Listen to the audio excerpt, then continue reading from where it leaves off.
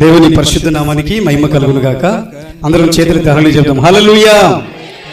దేవునికి స్తోత్రాలు. సమయం ఇచ్చినటువంటి మరి అధ్యక్షుల వారు మరి బనిశెట్టి వెంకన్న గారికి, అదే రీతిగా ఎండిఫిఎల్ జిల్లా అధ్యక్షులు కుమారస్వామి గారికి, మరి స్థానిక సంఘ కాపరి మరి అభిషిక్తులు దేవుని దాసులు మరి సేవకులు జాన్విస్ గారి దంపతులకు, మరి బేతనే ప్రార్థన మందిరం నుంచి కేసన ఫెలోషిప్ నుంచి మా శుభములు, హ్యాపీ మ్యారేజ్ డే, పెళ్లి రోజు శుభాకాంక్షలు.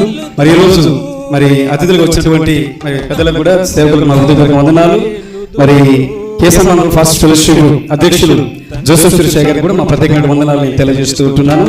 మరి కూడి వచ్చిన మీ అందరూ కూడా నా నిండు వందనాలు తెలియజేస్తున్నాను. దేవుని స్తోత్రం. హల్లెలూయా.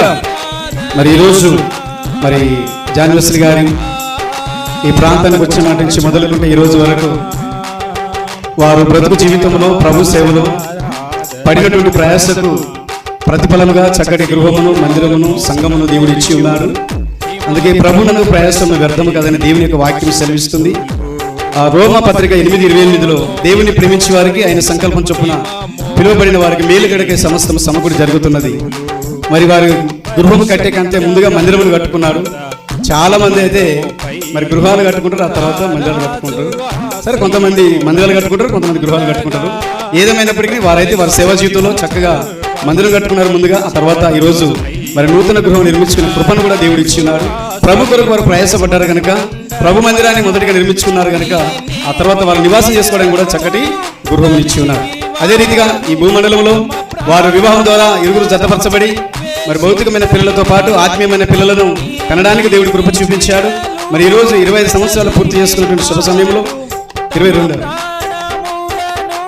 ఓకే రైట్ సరే, ఏదేమైనప్పటికీ ఈరోజు దేవుడు చేసినటువంటి మేలును బట్టి మరి మొదటి దశలో రాసిన పత్రిక 5:16 అంటాడు, దేవుడు మన జీవితంలో చేసిన ప్రతి మేలుకు మనము కృతజ్ఞతాస్తుతులు చెల్లించడం మనందరి ఎడల మరి దేవుని యొక్క యేసుక్రీస్తు చిత్తమై ఉన్నది కనుక ఆ విధంగా దేవుడు మన జీవితంలో చేసిన మేలన్నిటికీ మనము కృతజ్ఞత కలిగి ఉండాలి.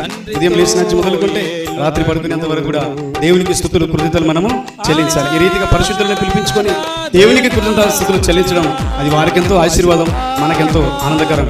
అదే రీతిగా మరి పౌలు గారు చెప్పినట్టుగా మంచి పోరాటము పోరాడితే నా పరువు కడముడుచుతున్నట్టున్నాడు. వారి సేవ జీవితంలో ఉన్నారు కనుక ఇప్పటి వరకు గొప్ప పరిచయం చేశారు.